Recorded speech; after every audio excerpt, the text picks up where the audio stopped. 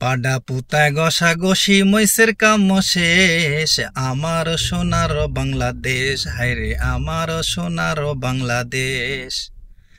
হ্যাঁ, আপনার আমার এই অবস্থা হয়েছে এখন। 1 কিলোমিটার রাস্তার ব্যয় 148 কোটি টাকা। লে হরি লুট, লুট লুট লুট, হরি লুট। শুধুই কি হরি লুট, মহা লুট চলতেছে। 1 কিলোমিটার রাস্তা। কতটুকু রাস্তা? ধরেন লুকাস মোড় থেকে ফার্মগেট অথবা লুকাস মোড় থেকে কারণ বাজার।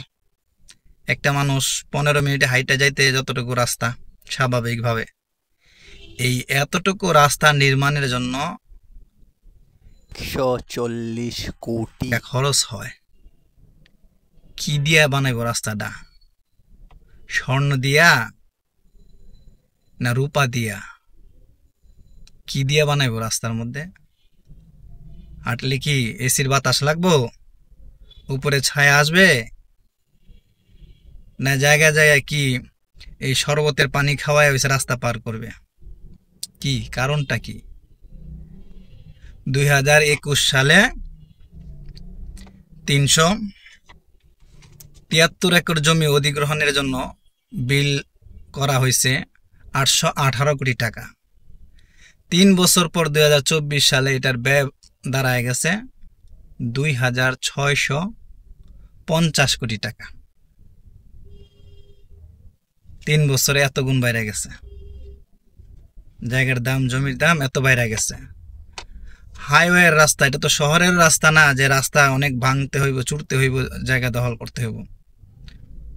হাইওয়ের রাস্তা ম্যাক্সিমাম তো সরকারি রাস্তা না, পাবলিকের, গ্রামের রাস্তা।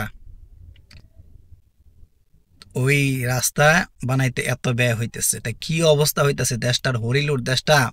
মানুষ যে হাহাকারে আছে, এত অভাবে আছে, সমস্যা আছে, হইব না কেন? তলা কাইটা উপর দিয়ে সব লয়ে দিতেছে। এই জন্যই দেশটার এই অবস্থা হইতেছে, হরিলুট চলতেছে। যেই জমির দাম ধরা হয়েছিল 2 লাখ টাকা, এটার বর্ধিত দাম করা হয়েছে আরো 5 লাখ টাকা যোগ করে 7 লাখ টাকা। আশ্চর্যের বিষয়। 3 বছরে 5 লাখ টাকা জমিতে বাইরে গেছে, গ্রামের জমি, তাও আবার সব জায়গায় কেউ তাও বাইরে গেছে।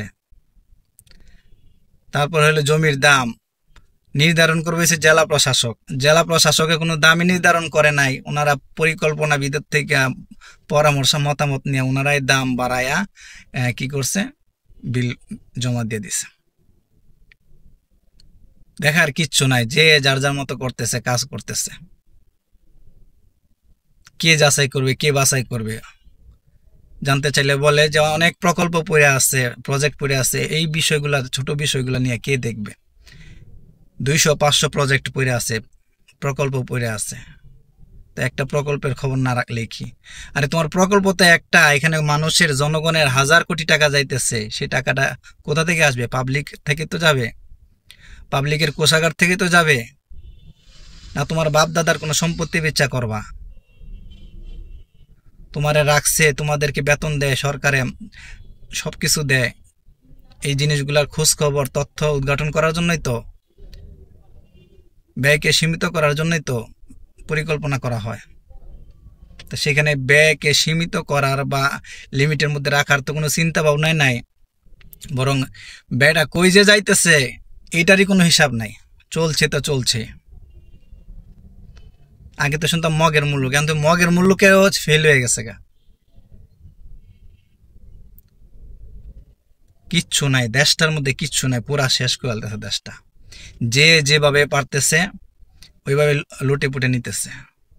বলেন পিএসসি কর্মকর্তা বলেন, ওই এনবিআর কর্মকর্তা বলেন, আর ওই যে বেনজির বলেন, আর যা বলেন, সবাই যে যেমনি পারতেছে দেশটা লুট করে নিয়ে যাইতেছে।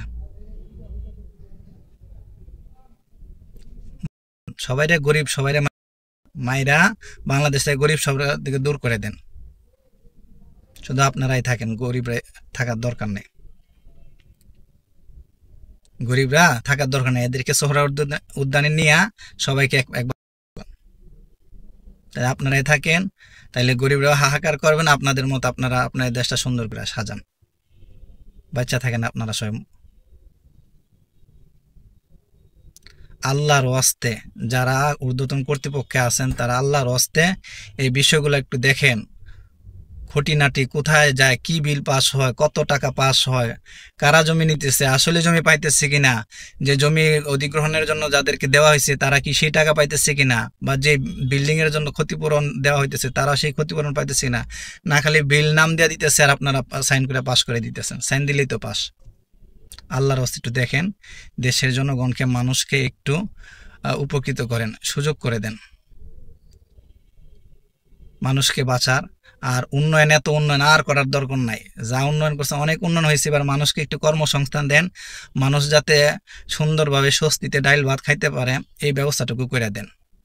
আর কিছু দরকার নেই, আপনার রাস্তাঘাট, আপনার এই এত কিছু কোনো উন্নয়নের দরকার নেই। আর আগামী 10 বছর আর কোনো উন্নয়ন করেন না, মানুষ কিভাবে একটু কর্মসংস্থান হবে, মানুষকে একটু শান্তিতে খাইতে পারবে, থাকতে পারবে, এটার ব্যবস্থা করে দেন। আমরা আর কিছু চাই না।